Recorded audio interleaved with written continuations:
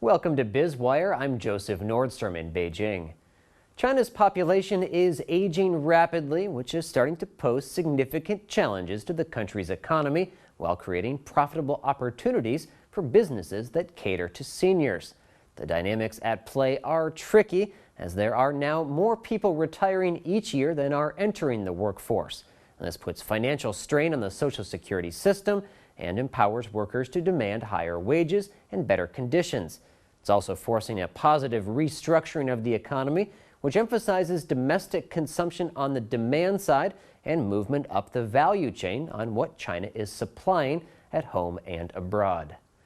Former Vice Chairwoman of the Standing Committee of the National People's Congress, Gu Xiulian, says the aging process of China's population will undoubtedly bring many unpredictable challenges to the country's development. Gu says compared with developed economies, China faces the double pressure of improving the lives of a huge senior population and maintaining economic growth. Researcher at the State Council, Li Wei, says China is not a severely aging country at present, but is on track to see a fast aging process because of family planning policies, accelerated urbanization and industrialization, as well as decreasing fertility rates. China's retired population is only at the start of its growth spurt.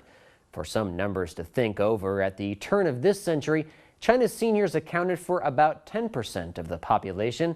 3 years ago, this came to 13%, but by 2025, the elderly population will account for more than 20% of some 1.4 billion people.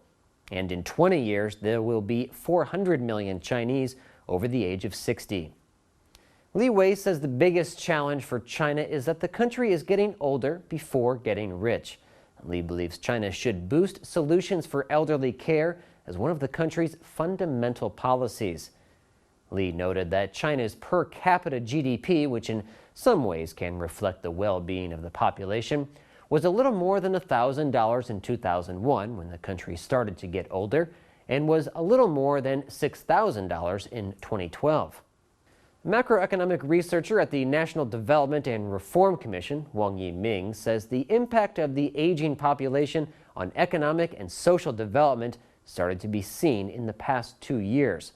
Wang noted that China's labor force aged from 15 to 59 decreased by about 3.5 million workers in 2012 from a year earlier, which he described as a turning point. Last year, China's workforce dropped less by about 2 million, but this is set to accelerate rapidly this decade.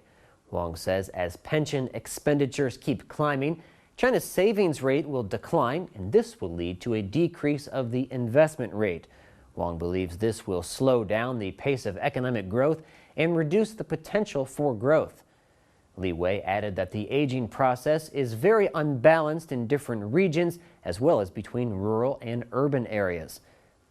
Li says the aging process is going from the well-developed eastern regions to the less developed western areas.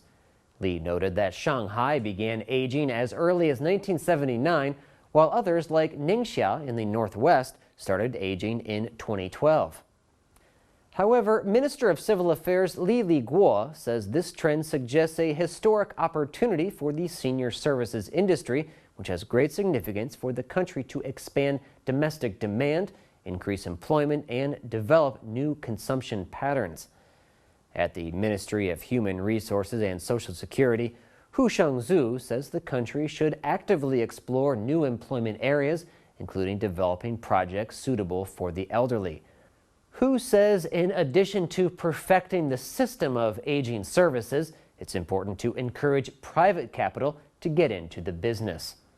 With a bit of optimism, Hu says that so long as China maintains political stability, increases the wealth of the nation, and makes full use of different resources, the country will not only support the increasing number of senior citizens, but also improve their lives and those of younger people. You're watching Biz Wire on the Blue Ocean Network, China's first and only privately owned English-language broadcast media. Our full episode can be seen on our website, BONTV/biz-wire.